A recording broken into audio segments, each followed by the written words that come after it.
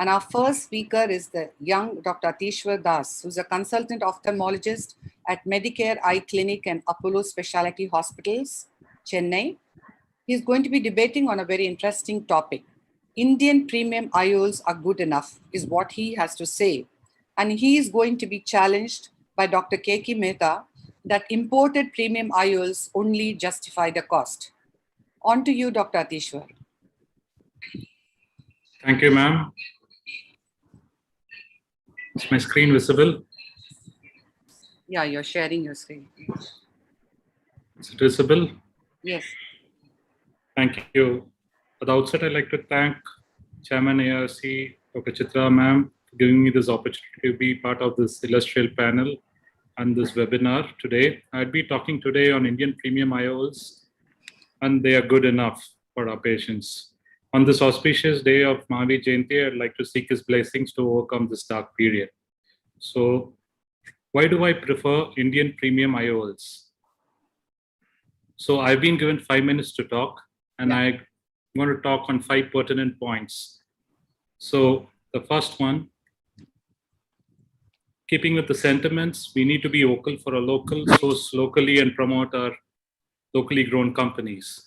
The second point I'll be touching on is going to be about economics and the financial concerns when we are using the Indian versus the imported intraocular lenses. And of course, our Indian technology is at par with global standards. Of late, I'll be talking about that as well. Find the patient satisfaction and outcomes also matter a lot.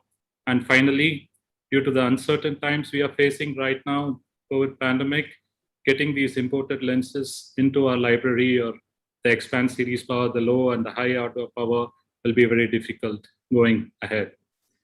Coming first to the economics, I'd just like to cite an example of a premium intraocular lens in a mid-level practice or a startup practice. An Indian multifocal hydrophobic lens would cost around 10,000, whereas an imported multifocal hydrophobic lens starts at 28,000. There itself, you save around 18,000 per IOL. And if you put a very optimistic average of just 4 multifocal lenses in the month for a mid-level or a startup practice, you save directly 72,000 a month, and the yearly savings could definitely set you back by 8 lakhs. And you can definitely use this to buy an YAG laser or a B-scan.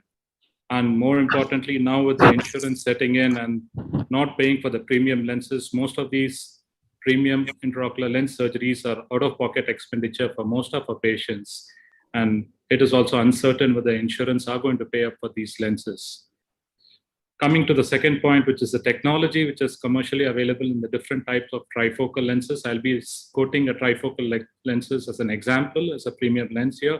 We have different types of trifocal, the Physiol, which is an apodized trifocal, then the non-apodized AT, Lara, and the Panoptics. These are all the well-known brands, globally renowned brands, and we have a very own Indian trifocal, which has been developed with a proprietary technology as there's an increasing angulation and decreasing height from the center to the periphery.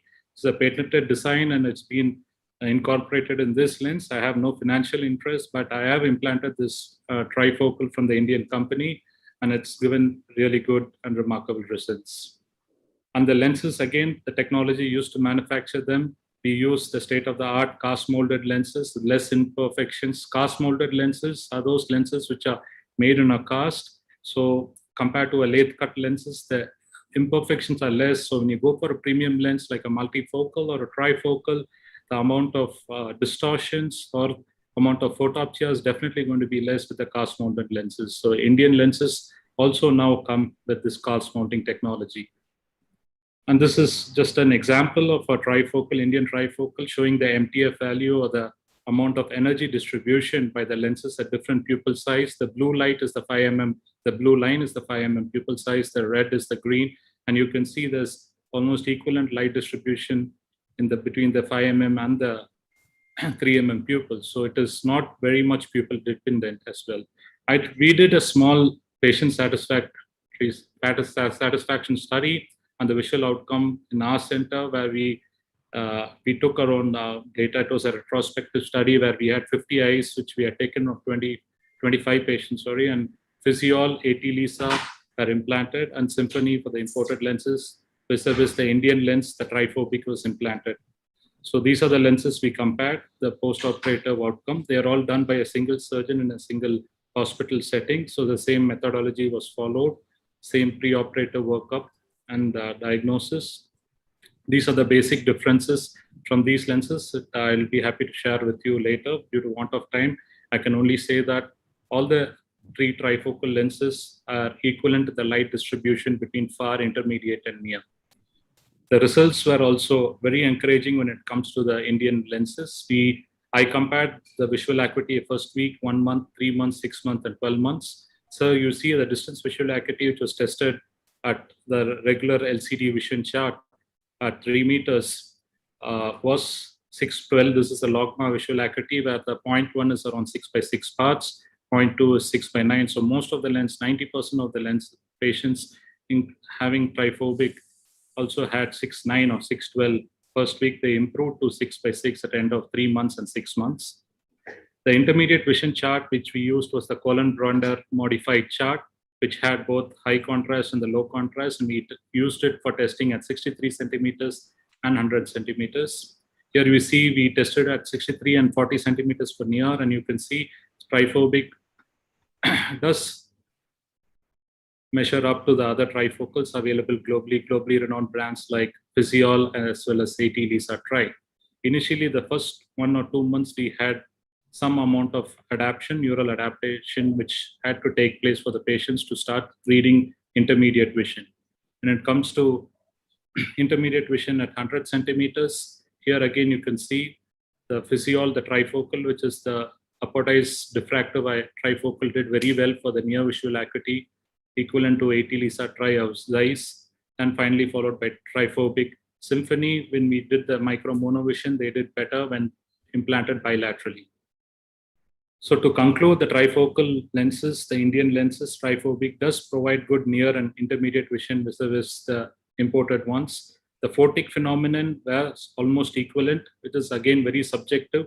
Patients never came to us complaining about these photic phenomena unless we persisted and inquired with them showing these images. The near and intermediate vision was equivalent with triphobic and Physiol. And just show a small video of the different lenses which are being implanted. All of them, except Physiol, comfortably passed through a 2.2 millimeter incision. Physiol had an optic size of 6.25. It was a quadrupod, so we had to enlarge the incision to 2.6 or 2.8 mm to implant it. And the Indian trifocal is made of hydrophobic, glistening-free acrylic material, was centered in the bag.